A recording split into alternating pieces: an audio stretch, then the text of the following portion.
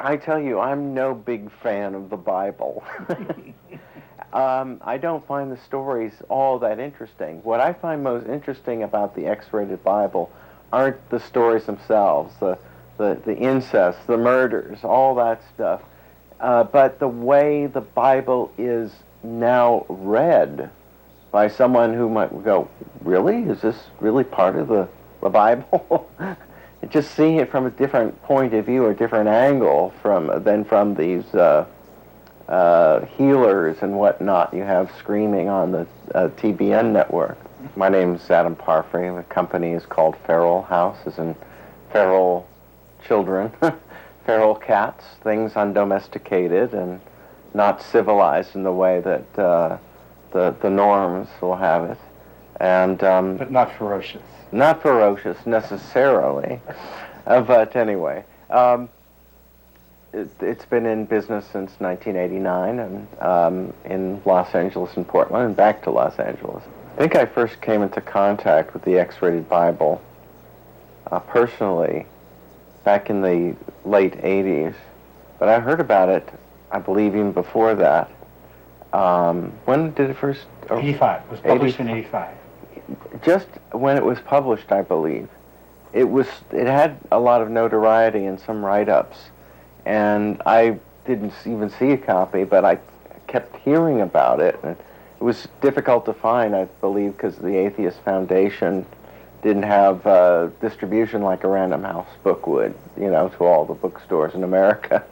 But anyhow, I kept hearing about this strange, objectionable book called the X-rated Bible that took all the dirty parts of the Bible and played them up. This is what I heard about the book. Anyway, I was very happy to find the book in Brand Bookstore in Glendale in the very late 80s, early 90s, and read it myself, and I found it fascinating, the way the Bible could be approached by somebody who is not reading it all as the voice of God, and in a manner that is actually quite literal and not objectionable at all, but using the rationalist human mind to go over this old piece of writing by a number of different individuals. Anyhow, that was my interest in the X-rated Bible. Had this book on my shelf for 8-9 years, and I finally thought that it was finally time to see this book in bookstores. It was very difficult to find in bookstores, and my company has distribution to the chain bookstores and independent bookstores across America, and be able to do a nice job with the cover and so on. I just wanted to see this book out in a wider basis. I just think that title really grabs people, makes people think about the Bible, and that can't be bad. When you see TBN and all these Christian networks and all that stuff, people aren't thinking. There's just a lot of praising, and there's no real human thought or effort to understand the religious aspect of the Bible, the supposed Word of God. And that's what Ben Akerley did. Strangely enough, when I was researching who owned the rights to this book and was emailing the Atheist Society, the post-Madeleine Murray O'Hair Atheist Foundation, I then heard that Ben Akerley lived just about a block away from the office, the Feral House office. Wow, we were meant to be. Basically, it goes back to being age 13 in Pittsburgh, Pennsylvania, and sitting on a streetcar because I had a long commute to school every day, and reading through the Bible. And I came upon the passage in Leviticus, mankind shall not lie with mankind as with womankind, it is abomination, they shall surely be put to death. And I think I turned every color of the rainbow, because even at age 13, I was already an active gay male, and all of a sudden I was devastated and traumatized that this book I had been taught to look to as the only infallible moral guide for all humankind was telling me that my sexual orientation was sinful and perverted and wrong, and it was absolutely difficult to deal with. Today, 1/3 of teenage suicides are gay kids. Even though gay kids only represent 10% of the teenage population. So, with that knowledge, if my X-rated Bible can spare just one gay teenager from going through all the trauma and the self-doubt and the hatred that I went through, it will have been well worth the effort. But fast forwarding now from that age 13 to my position on the faculty at USC in the early 70s, the Gay Liberation Group at USC wanted to be able to function as a regular campus group, meaning that they had access to the student union building and all the other privileges that any student group on the campus would have.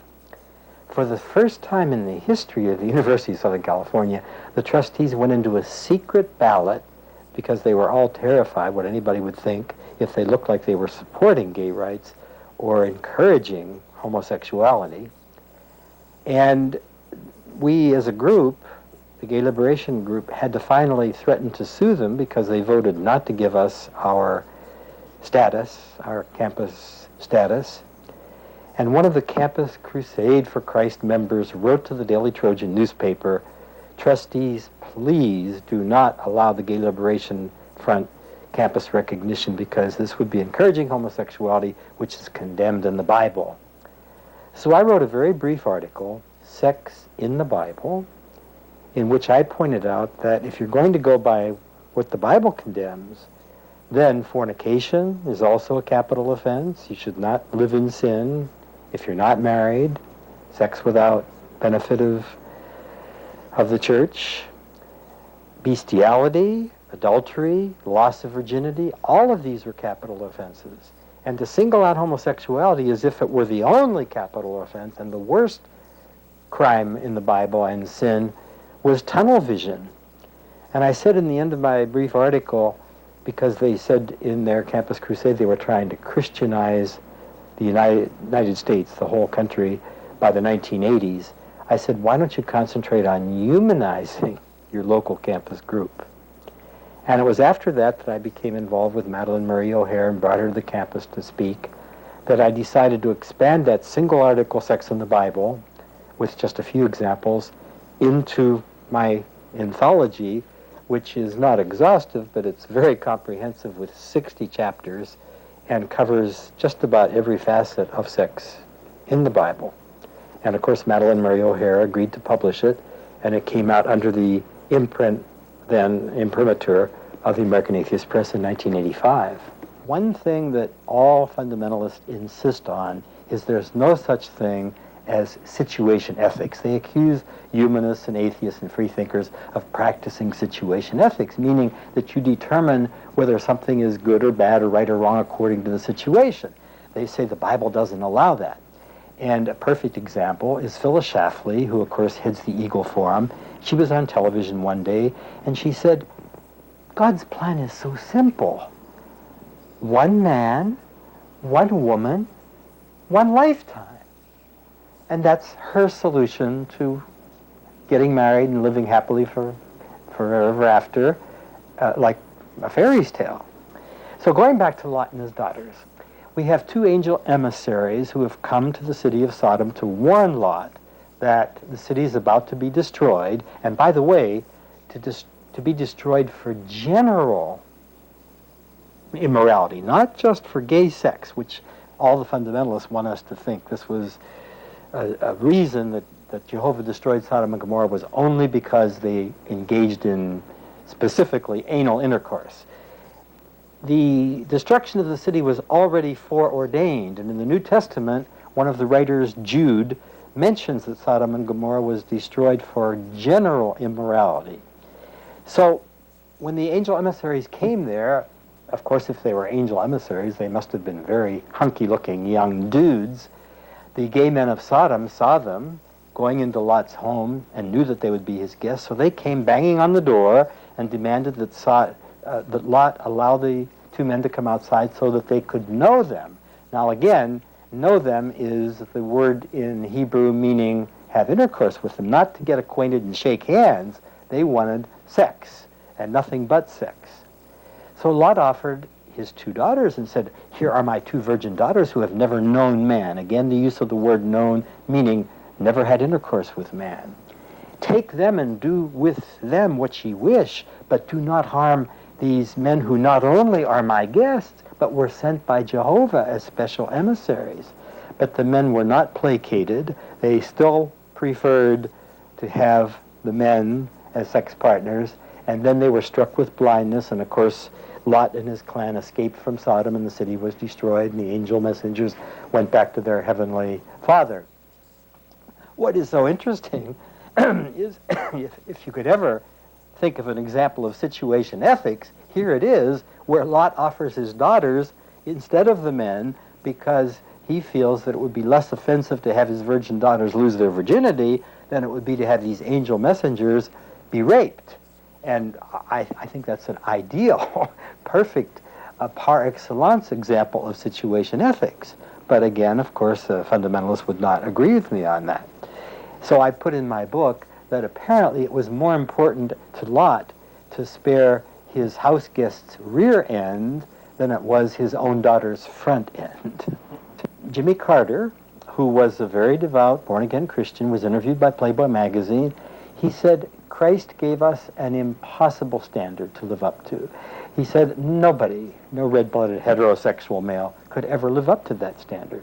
And he said, I've committed adultery many times in my heart. And he was very forthright and very honest about it. But again, he was vilified by the religious right to say that it was an impossible standard. That was what everybody attacked him for. Because how could Christ, who after all was sent here, especially to save us and to redeem us from our sins, how could he give any teaching that would be impossible to match or to follow? And there you get into a whole other can of worms as to what is possible and what is desirable as far as moral standards are. For example, just to look upon your father's nakedness in the case of Noah in the Old Testament was considered tantamount to incest. There is some suggestion that when Noah got drunk and he lay in his own tent with no clothes on, that there was more than just a look, that his sons did more than just look at him, and therefore in the biblical sense, already they would have committed incest just by looking. Just by seeing their father naked was tantamount to committing incest. But the Interpreter's Bible suggests, from the way the text reads, that possibly one of his own sons did indecently assault their father. Again, whether it was outrage because he was drunk and you shouldn't do that, you shouldn't lose control and overdo alcohol, or whether he was just horny, it's very, very difficult to know. But you get into the situation where merely, as Christ said, merely to look at a woman and desire her means you've already committed adultery in your heart. The act has already occurred. You don't have to physically do it. Just to look and desire, it's equivalent to committing adultery. So you get into that whole type of thinking where just looking is as bad as actually doing the physical act. I'm very, very interested in the whole question of circumcision. In my book, I accuse Jehovah of a design defect. Because after all, if a deity is omniscient and can look into the future and foresee everything that will happen, why did he bother putting a foreskin on Adam's penis if later on he was going to decide that that foreskin should be lopped off and taken away? To me, it's a design defect. And of course, many people immediately will say, well, yes, but the Israelites were very hygiene conscious, and in those days they didn't bathe very frequently, so circumcision was a way to get around the fact that it was very infrequent to bathe. That bathing was a very infrequent practice. But I must point out in my book that if a child was stillborn, if an infant, a baby boy, was stillborn, they went ahead and circumcised the little corpse, showing that it was not a hygienic practice, it was a ritual. And of course, any ritual is a mindless kind of dogmatic thing that people do automatically without even thinking about it. Also, if there was a tradition of hemophilia, if there were bleeders, 2 sons had to hemorrhage to death, and then son number 3 would be excused from the operation. So 2 baby boys would die hemorrhaging to death because of the hemophilia in the family, and only then would son number 3 be excused from the operation, to show that, again, this was so inculcated and imprinted into the Hebrew psyche that it had to be done, that it was something that you couldn't avoid.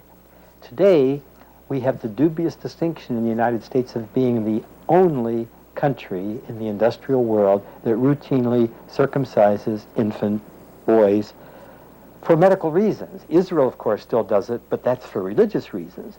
We do it because most doctors in our early history had Jewish background, and they extrapolated their Jewish practice into American medicine. But we're the only country that does it. And today it's been proved beyond doubt the foreskin has a function. It protects the prepuce. It serves as a sheath, that it should never be lopped off, especially, remember now, when this is done without any anesthetic. It's a very cruel, inhumane type of attack on an infant. Some people, such as Wilhelm Reich, thought that it might have lifelong psychological consequences because it has to be done without an anesthetic. So we have this whole tradition, this whole question of circumcision having come to us because the Bible insists that it was a special covenant between Jehovah and his special people. It was a mark of distinction. And I argue, of course, in the book, and I hope persuasively, that it was nothing more than mutilation and a senseless and barbaric type of ritual. Well, it's true that you can rationalize and interpret all those verses as not being against sin, but being against procreation. You have to remember that Israel was a very tiny nation surrounded by many stronger and more powerful nations, and it was extremely important for Israel to produce as many soldiers as possible, male babies as possible. That's why when a woman gave birth, she was only contaminated for 40 days if she produced a male baby, but she was contaminated for 80 days if she produced a female baby. The whole thrust of sex was to produce, reproduce, be fruitful and multiply. So it's perfectly possible to rationalize all those biblical statements and say the only reason Jehovah was unhappy and the only reason Paul spoke out in the New Testament is because the sexual force was being directed toward pleasure, what today we call recreational sex, as opposed to procreation, which, according to the Bible, had to be the only legitimate means of having sex. And then you can rationalize anything on that basis. But they, amazingly, the gays who stay religious still need somehow to have the feeling that there's a big daddy in the sky watching over them, counting every hair on their head, and that they are important in the overall scheme of things, unlike Clarence Darrow, who said, as far as the big picture is concerned, we are a speck on a speck. That's how significant human life is. And Stephen Jay Gould, who says that it's cosmic arrogance to think that we, who represent the last few minutes of a year, to take the age of the earth as opposed to how long human life has been in existence, to think that we in these last few minutes of the year are as important or more important than the earth itself, which has been around for billions of years. So it's a way, Stephen Jay Gould says, of, since we are the only species that knows we're going to die, the only species aware of our mortality, religion then becomes a coping mechanism. and that's true whether someone's gay or straight or whatever, that it's a coping mechanism to try to justify and rationalize the fact that we are going to die, we are mortal, and this is all that we can be sure of, but there might be and should be a place to go afterwards that would be eternal bliss. Well, let me just repeat for you a conversation I had with a Baptist minister when my book first came out. I said, Reverend, if a woman is taken in adultery today, should she be taken out and executed, stoned to death, according to the biblical injunction? He thought for a second. He said, well, Southern Baptist, she should be prosecuted to the full extent of the law. And I pretended we were in a courtroom, and I went right back to him and I said, Reverend, that's not good enough. I want a yes or no answer, simple yes or no. If a woman is taken in adultery today, according to the biblical injunction, which was still in force in the New Testament, when Christ said, let him that is without sin cast the first stone, should that woman be taken out, executed, stoned to death, according to the biblical injunction? He hesitated a little bit longer this side and said, well, I repeat, she should be prosecuted according to the full extent of the law. He knew, I had him by the ecclesiastical balls, he knew he was in an indefensible position, and there was no way he could justify the very cruel statement in the Bible that anybody taken in adultery should be stoned to death. So he couldn't defend it. And that's basically what we're dealing with, that in the Bible, it is not as bad to murder somebody as it is to commit a sexual infraction such as bestiality, loss of virginity, adultery, fornication, homosexuality. Well, the millennium, of course, is the calling card for extreme religion coming down upon us. I put out a book called Apocalypse Culture back in '87. I have a new edition coming out next year through St. Martin's Press, a New York publisher, and did a book called Cult Rapture, writings and some religious people involved with that. There we go. There's Mr. Koresh on the cover there. Anyway, you have a situation with the millennium, and I'm in the news groups and the internet, alt.apocalypse, alt.end times, of what have you, and so many people are ringing the bells and very happy that the world is going to end. Strangely enough, in Apocalypse Culture, this article was in it about the Christian right and Zionism, that actually people even like Ronald Reagan was with the belief that the Third World War would start with in the Middle East, in the grounds of Armageddon, with the help of Islam battling against the Jews, and the Jews are trying to tear away the temple of, or create the Temple of Solomon, but the second holiest site in Islam, Dome of the Rocks right there. So that will create a war, perhaps. And another way to create the Third World War and create the end of the world, and possibly it would, was to create this biological thing like this, the red heifer, the red cow that would be slaughtered in order to bring back the Messiah, the Jewish Messiah, and the Temple of Solomon, all this weird notions, and people believe in this so much, they're almost trying to create the end of the world. Make it a self-fulfilling prophecy. A self-fulfilling prophecy, precisely. So it is something to really be fearful of, the insanity of this belief system, and to look into it and to really understand the possible problems of creating this. And there were people in 1844, when it was predicted the world would end, who, when the prophecy didn't come true, committed suicide because they were so sure that that had to be the end of time. Yeah. And then we have Stephen Jay Gould writing a book called Questioning the Millennium, where he points out that it is simply an arbitrary date, and that all this...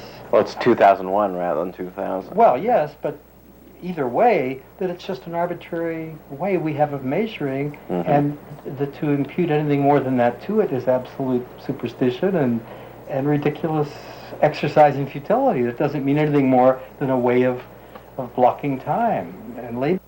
Especially coming out, I intend to publish X-Rated Bible spring '99. And that millennial notch, that weird number coming up, the world is ending, and all these crazy atheists are putting out these blasphemous books against the Bible.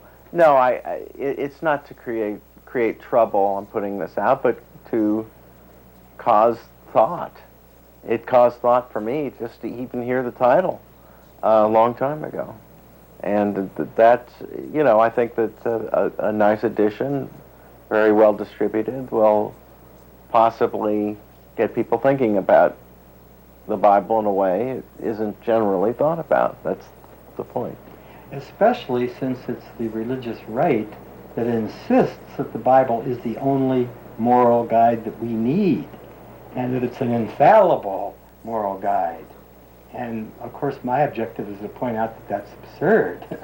That if the morality in the Bible is the only morality, everybody's in trouble. The Atheist Alliance has societies in all of the cities listed on your screen. You can access any of them by checking the phone book for the one in your area, or by contacting the Atheist Alliance at the address or phone number at the end of this current roster.